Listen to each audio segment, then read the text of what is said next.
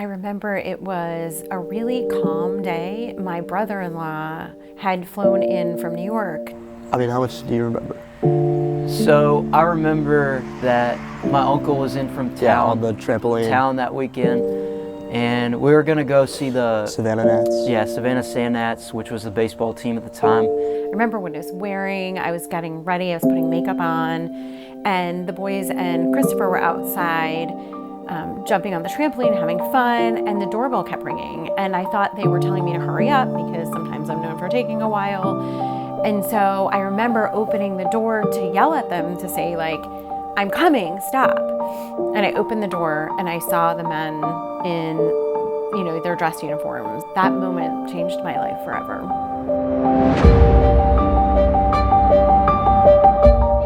My mom just kind of burst out in tears. I remember my uncle, we're all jumping, he stops what he's doing, he jumps out the trampoline and sprints to our front yard. And my mom was standing there just kind of going through it, and she just yells at me and my brother, go to your neighbor's house. I knew something was off at that point. Something wasn't normal. You can kind of feel the energy in the air.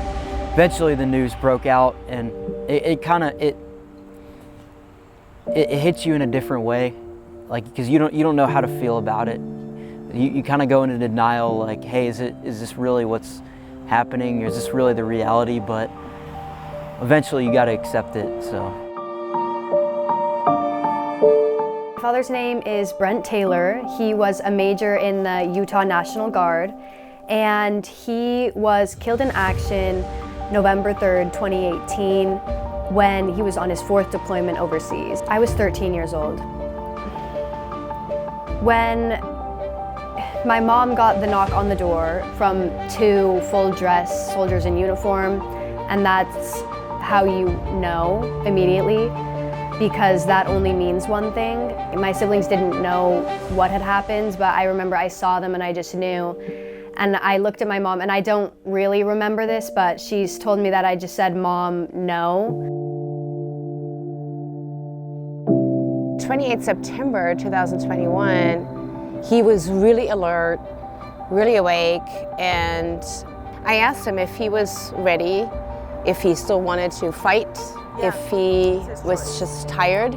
So Darren was quite faithful, and then I asked him, if you can go home to the kingdom, do you want to go? And that really brought it to me too, where there were tears, just like those silent tears, but he gave me a yes. But it was very hard because he cried. Kai was 3.5 and Finn was 8 months when Victor passed away. So on top of losing my husband and the father of my children, I also lost the military community that we've been in for the past 10 years. So that was an adjustment to return to not having that support, that instant friendship that you're able to make with other spouses because our husbands are in similar lines of work.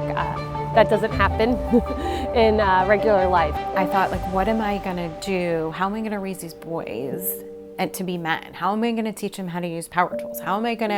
Who's gonna spend time with them? Who's gonna teach them how to be a man? What they're missing is time with men like their father, that mentorship. That's what they need. And not that it ever can be replaced, but that's the gap that was missing. I only knew my dad up until I was 8 years old, so a lot of your perspective on life and the questions you can ask him and advice you can get from him is very limited at that point. You live your life on a day-to-day basis. And then the next summer, Mark took my older son Andrew up to Alaska, and they built a bridge from scratch, cut the trees down, built a bridge, dedicated it to Paul, and that sort of experience was so precious and valuable to me that I started to say, hey, can I become involved with the 98 Fund? Can we do this? Because I know everyone doesn't have that experience. I know everyone doesn't have that support. And so that's why this mission was so important to me, and why, I work full time, but I dedicate my time to making this important and special, because it was so instrumental in my children's growth. It helps to kind of get this perspective of who he was as a person, because you can, or at least I can very clearly tell that a lot of the stuff they do at the 98 Fund It was similar, like kind of how my dad like lived his life and how he went about things. And a lot of those guys are, from what I know, pretty similar to him. And it makes me feel so proud to just know that that's the kind of person my dad was. When I heard Alaska, I just thought mountains, outdoor, glaciers, and I got all of those things and more. So I went with my younger brother Lincoln, and it was a lot of fun to go together and just bond through shared experiences of just being in the wilderness, being in Alaska, and then bonding with all of the great people in our group. So it was really cool to see that we started from nothing at the beginning, and then at the end of the week we were completing the ropes course that we did, and we made it ourselves, and we saw that it worked, and it was fun, and we had a great time, and that was all because of our hard work. It was really cool. They had their own space, and it was like very special because you were with other people who knew what you had been through, what you had experienced. I thought I was gonna have like a little fun, but no, I've had like a ton of fun there.